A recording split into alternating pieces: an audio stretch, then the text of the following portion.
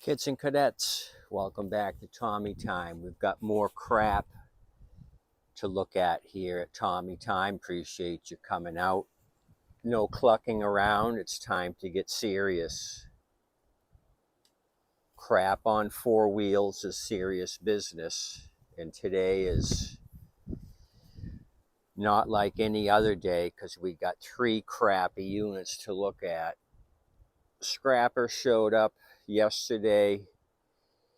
He said, called me, said, can I stop by? I got a few for you. So he pulled up and I see these three turds on the trailer. And I thought, oh boy, this isn't a very good selection. He says, oh, you might be able to use them for parts. Even he knew they were potential turds.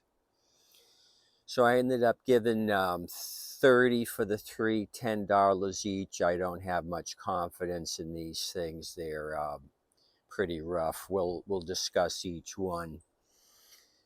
So in the meantime, he had some boxes of oil and stuff. He said, would you be interested? So I gave him a couple of bucks for what he had. He had just come from an automotive shop that closed down. He did a clean out. He took all the old engine blocks, engine heads, and anything metal, and then there was some various petroleum products left behind. So I've got about 6 quarts of this Mitsubishi ATF SP3. You had the SPF 1, 2, and 3. This here is a synthetic ATF. I did a cross-reference. My Honda CRV would take this, so I may keep these. I've got one GM transfer case. I got about 5 of these AMS oil. I know some of you guys are hot to trot on that AMS oil stuff. The synthetic oils that they're known for, and this happens to be ATF. I got 2 quarts of this ATF automatic transmission fluid in a paper quart. This thing is extremely old. They don't sell it like this anymore. It's in a plastic type jug like this. This is out of the 70s. This dried in grease. It has a return address of Orlando, Florida, Baltimore, Maryland, and Pennsylvania, dried in oil. So they actually had a funnel for these metal taps. You would puncture the metal tin here and it would pour, have a curved spout, puncture this and it would pour out. Anybody know Bill Hirsch? I got 2 quarts of this gas tank sealer. I read the back of it. It's a acetone base sealer, so I may use this stuff in my lawnmower tanks. So I got 2 quarts of this stuff. I've never seen that kind of a safety clip on the lids before. That's something new. This looks like it's out of the 70s. Newark, New Jersey. So this stuff may be out of date. I don't know. Maybe if it was in a metal can, it's okay. I see the bottom of the can here is bubbling out, so that's not good. That one is too. Got to watch my eyes when I open this. It doesn't splash up and blind me. So let's go down and look at these turds. This first one here is a Troy-Bilt. The handle came folded down and both bars were disconnected here on the handle. They were laying down here on the deck. So I found out what holes they go in, put those all back on. Gas tank seems to be held on with the bungee cord, which is ready to break. So quantum style Troy-Bilt. Here's the engine number back here. They call it a Tuff-Cut 210. The 12 Alpha 566 November 063. Anyway, so there was some gas in the tank. Let's try starting this thing. Oh, the front adjusters were all the way down. This thing was a low rider. I had to put all the wheels up so they're not scratching the concrete. So that was another thing I noticed. They had them at the bottom position here.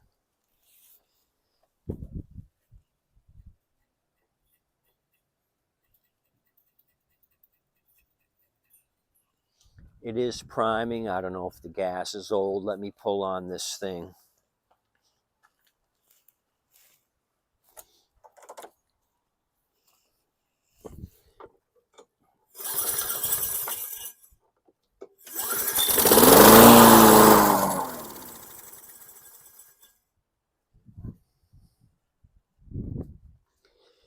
So that's surprising for that piece of crap, the 2003 Troy-Bilt. So carb clean, it fired off. We've got to reattach it, get some more hardware, find a beauty ring for it maybe. So I was kind of surprised with this hunk of junk that it started. So I can get my 30 bucks back, clean this thing up a little bit. Hopefully the front wheel drive works. That's severely, the wheels are severely used on this thing. They really used the heck out of it. There's hardly any tread left. So we got over here to this Honda. This thing was dragging manhole covers as well. There's an issue here with these brackets. They're both loose. These brackets were actually facing down. I had to kind of pull them up and get them in order and then put the tab here where they needed to go. Both of these things were screwed up on the front adjuster. So this thing happens to be a 2014 Honda. I'll give you the model number of this thing. It's the HRR2169 Victor Yankee Alpha.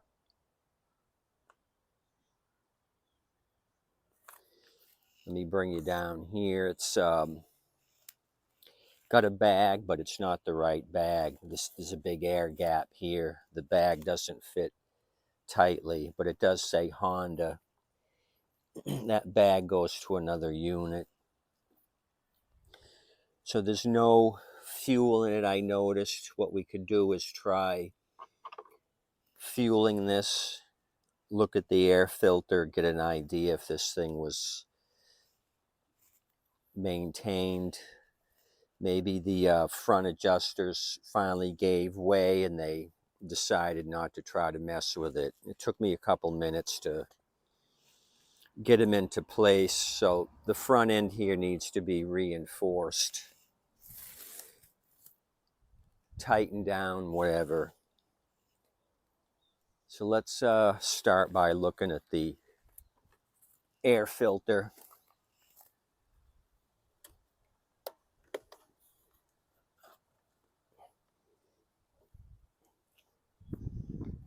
Okay, we got some anole eggs here and some cockroach turds. You can see the cockroaches were living in here. They pooped all over the paper pleats, but we also have a family of anole eggs here. Looks like one didn't make it here on the end.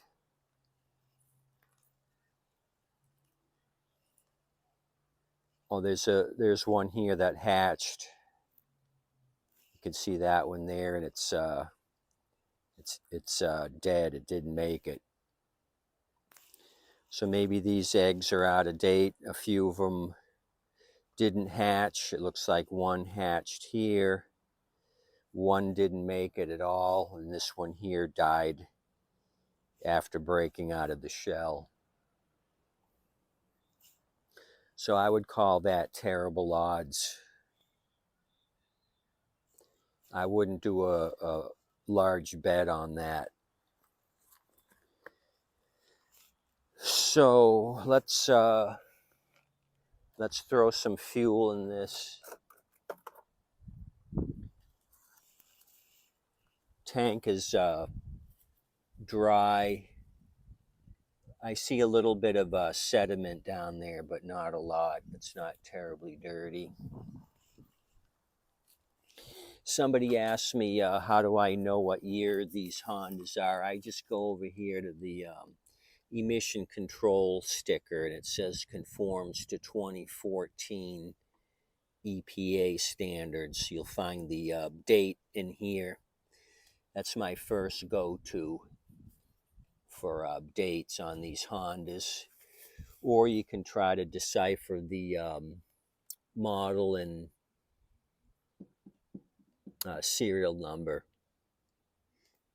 You can do that online as well. They blatantly don't tell you what year this thing is. You got to kind of snoop around. I don't know why. So the fuel valve here is on the on position. Let's spill a lot of fuel on the recoil cover. Okay, that's going to be plenty to get it to start. Let's just kind of look over the bowl, make sure it's not pouring out of the bottom of this thing. Fire hazards are not what I'm looking for today. It is dry. I don't see any fuel pouring out of the throat of the carburetor. So this one here has the external control for the throttle. You got stop, slow, and fast. So I'll put it in the middle and give this thing a tug. So if you see anything pouring out of the exhaust, you tell Mr. Snake, and Mr. Snake is going to tell me.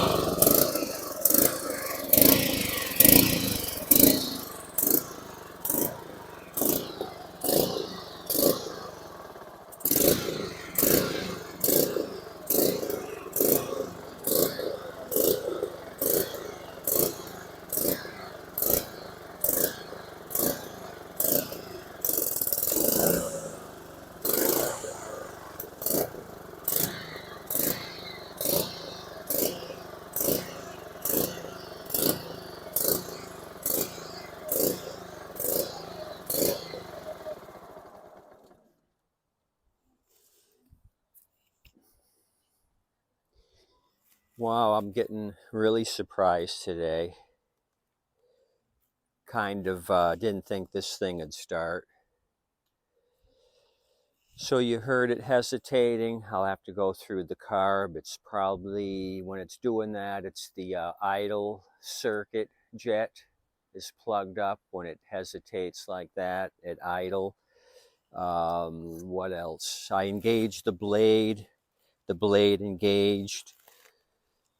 This smart drive, I don't know what the deal is with this. It's giving me a 360. I don't know if it's got an internal cable here, but I gave it a little action here and nothing. So I don't know exactly how this thing works.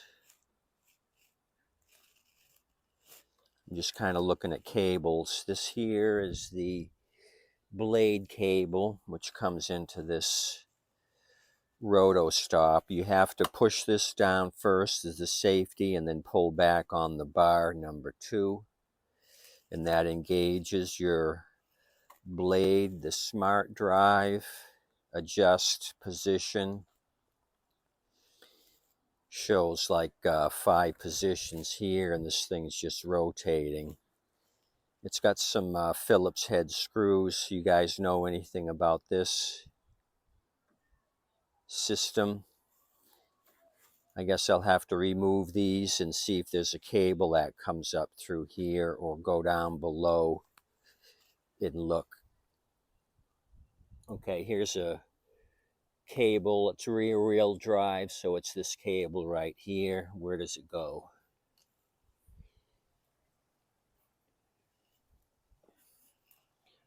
It goes into the tubing. There's a hole.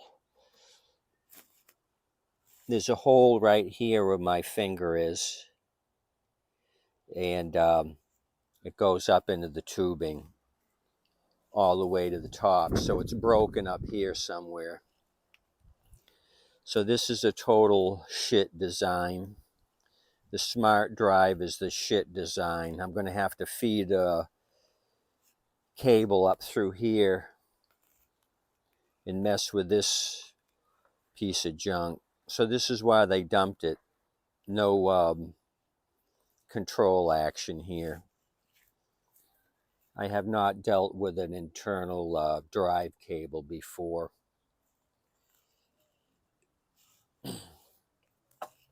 So that's not going to be easy. And you can see the floppiness in this adjuster. Maybe I just need to tighten it up there under the deck. But this thing was all cattywampus.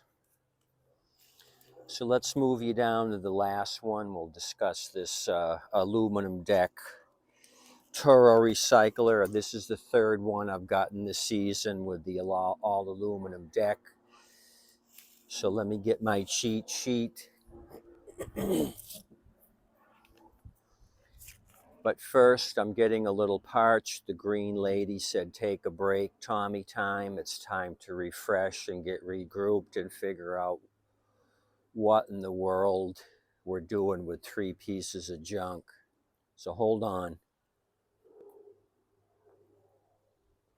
Okay, that's just what I needed. This last piece of junk is a Toro, production date December of 1999. So I wonder if they were worried they were going to make it into the year 2000. That was getting right at the very end there. Toro model 20042. They call this the SR-21S. Sierra Romeo-21 Sierra.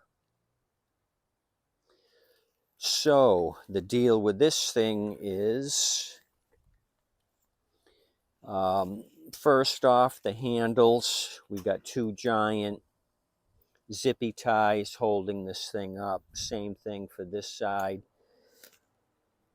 Handles moving up and down, so that's uncool. All the cables seem to be here. I was going to try to start it. I got my clip here and then noticed there's no cord's broken, so this is probably why this thing was pushed to the curb. We got slicks back here for the rear wheel drive, slicks on this side, a big crack in the tire here. It's got a sales and service sticker. Let's see who sold this thing. Pro Lawn Supply, Cattleman Road, Sarasota, Florida. Area code 941-378-2627. So those fine people at Pro Lawn sold this and service this fine Toro machine. Don't even know if they're still in business or not. It seems like every service sticker I come across, the company no longer exists, but this one still may be in business. Pro Lawn Supply, 618 Cattleman Road. So this one was set up for the rear bagger, but there's a plastic cap here, so that makes it a mulcher. I have not seen one with this plastic cap. Usually it's a high tunnel type deal back here. So maybe I'll do another video on this 1999 machine. Looks complete. It's just been well used. Probably original tires, I'm guessing.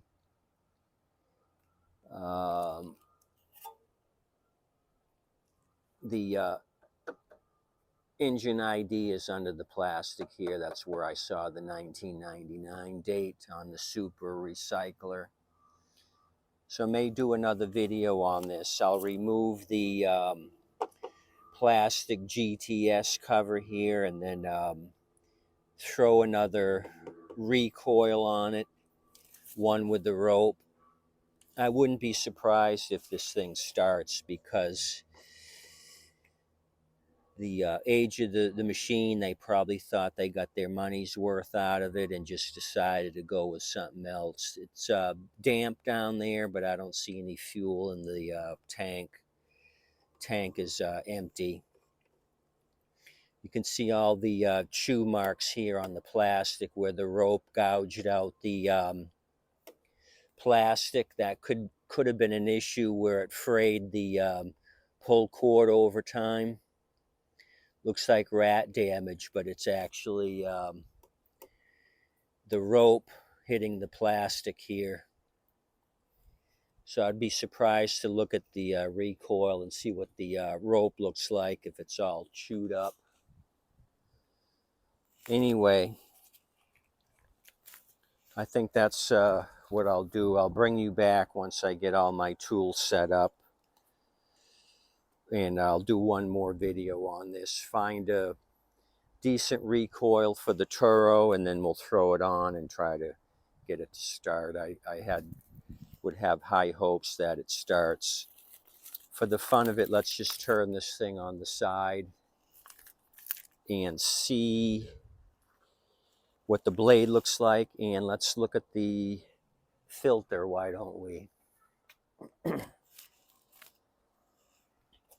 Just to see if this Pro Lawn Supply serviced this thing up to the bitter end. It looks like it's got a new primer bulb and a new Oregon plug. That's unusual, that it's got some new things on it. Usually you see an old Champion plug. Brand new filter. Briggs 491588, S is in Sam, or just 491588 will get you a hit on Fleabay and the Big Jungle Company. So my confidence level just went up. I believe we have at least a 70% chance this thing will start. New primer bulb, new plug. It's got the Oregon 773-3 something. I can't read it, but I'll bring you down there. Brand new plug, new primer, bulb. It looks like a whole new backing plate. This plastic is much fresher than the recoil plastic, if you could see that. I think they've changed out the backing plate here with a whole new backing plate. So somebody serviced this thing, either Harvey the homeowner or that shop did it. Let me put you back in here momentarily. We'll look at the bottom, and then I'll send you kids home with a goodie bag and 2 stars. 3 stars if you stick around, 2 stars if you leave now.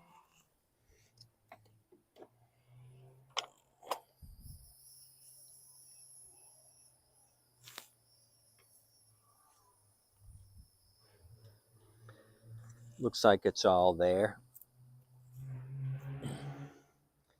It's just dull. Needs to be sharpened. It's got a flat edge here. I'm just going to rotate this. I picked a mark here on the side wall, kind of see if the blade's bent. This tip should go past the same point that I picked out, and it's pretty close. It's off slightly. It is off slightly. Got a little bit of buildup here. Belt looks fine. Oh, you can see some strike damage here. That fresh metal here, the fresh rust. They actually ran into something here. You can see that damage on the nut and the big scrape here. I don't know if they ran over a curb with this thing. Kind of damaged it right in that area. Left some residue here on the nut. Some concrete.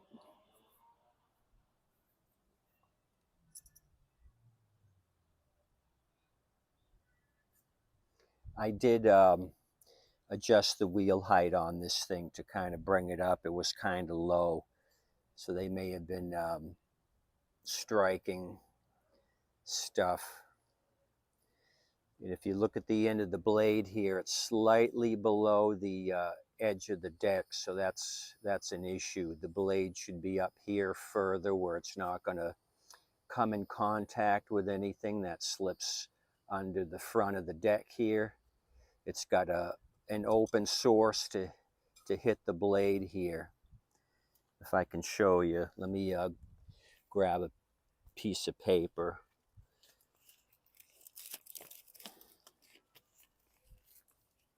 And kind of show you if you can see that. This paper's flush with the deck, and the blades below that right there. So whatever comes under the deck can hit that blade. What do we got back here? We got a jungle. A big wrapped up cigar jungle. Really wrapped up here. So this is an issue as well. All that binding up on the axle does not help your drive system. Neither does this. So at the minimum, we need a couple of wheels. This isn't going to fly.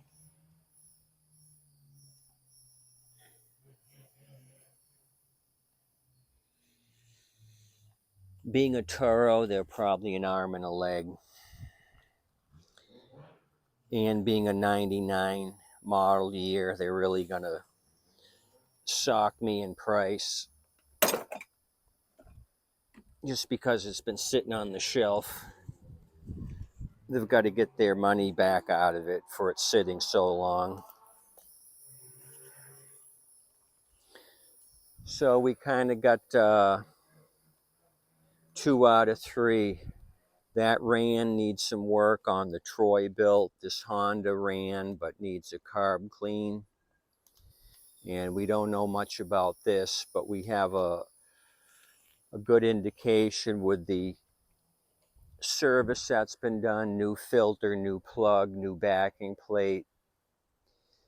Harvey probably got tired of bringing it to the shop. He probably was using it. The recoil rope broke, and he said, "To hell with this shit. I'm not buying or taking this to the shop again."